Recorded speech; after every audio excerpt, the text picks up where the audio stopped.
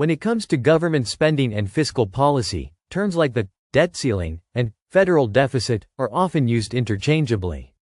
However, they refer to two distinct concepts that have significant implications for the U.S. economy and national finances.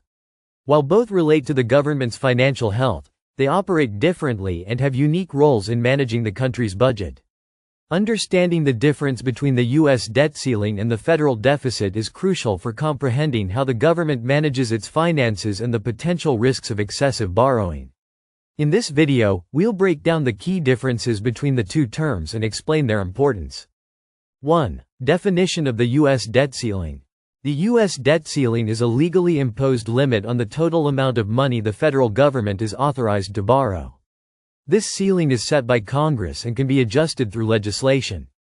The debt ceiling is intended to cap the amount of debt the U.S. Treasury can incur to cover budget shortfalls. If the ceiling is reached, the government cannot borrow more money unless Congress agrees to raise or suspend the limit. 2. Definition of the federal deficit. The federal deficit, on the other hand, refers to the annual shortfall between the government's revenues, primarily from taxes, and its expenditures, such as Social Security, defense, and healthcare. When the government spends more money than it receives in tax revenue, it runs a deficit. The deficit represents how much additional money the government needs to borrow in a given fiscal year to cover the gap between income and spending. 3. How they are related to borrowing. While both the debt ceiling and the federal deficit are related to borrowing, they do so in different ways.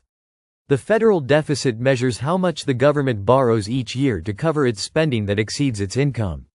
The debt ceiling, however, sets an overall cap on how much total debt the government can accumulate.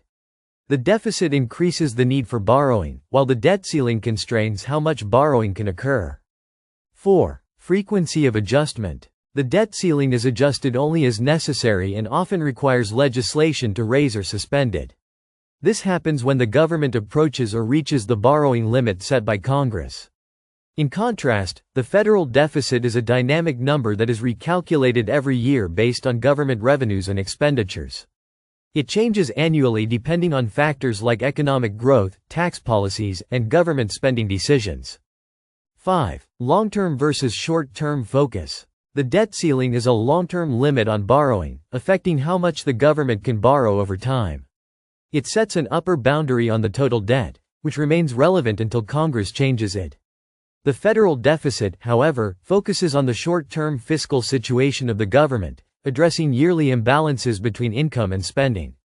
6. Impact on economic stability. The debt ceiling can have an immediate and direct impact on economic stability.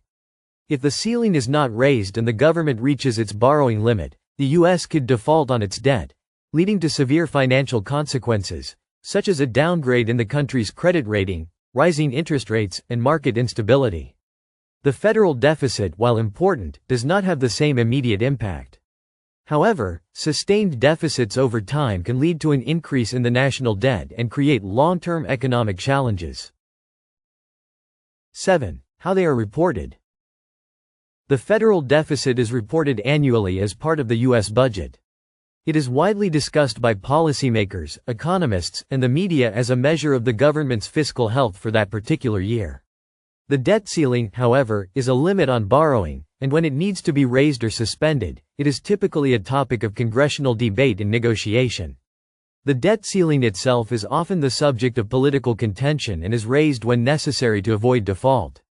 8. Impact on taxpayers. The federal deficit can directly affect taxpayers because deficits can lead to higher government borrowing, which may result in higher taxes in the future to pay off the debt. Additionally, an increasing federal deficit can contribute to inflation or the erosion of government services due to limited resources. The debt ceiling, however, does not directly impact taxpayers in the same way. Its primary concern is whether or not the U.S. government can continue borrowing to meet its obligations. 9. Consequences of not addressing them. If the debt ceiling is not raised, the government would be unable to borrow more money, potentially leading to a government shutdown, delayed payments, and a default on debt obligations. This can severely affect the country's economy, causing a loss of confidence in the U.S. financial system. On the other hand, a large federal deficit, if not addressed, leads to an increase in the national debt over time. Although it may not cause an immediate crisis, long-term deficits can create unsustainable debt levels and lead to future economic instability. 10. Long-term implications for national debt. The debt ceiling limits the total amount of debt the government can accumulate. If the debt ceiling is regularly raised, it means the U.S. government is continuously borrowing to cover its deficit. Over time, this increases the national debt. On the other hand, the federal deficit directly impacts the national debt by adding to it each year. In essence, the federal deficit is the primary driver of national debt, while the debt ceiling places a cap on how much debt the government can hold at any given time. While the U.S. debt ceiling and the federal deficit are related to the government's finances and borrowing, they are distinct concepts with different implications for the economy and taxpayers. The debt ceiling is a legal limit on how much the government can borrow, while the federal deficit represents the annual shortfall between government revenues and expenditures. Together, they paint a picture of the country's fiscal health and future financial stability. Understanding the differences between these two concepts is crucial for staying informed about how the government manages its budget and the potential risks of increasing debt.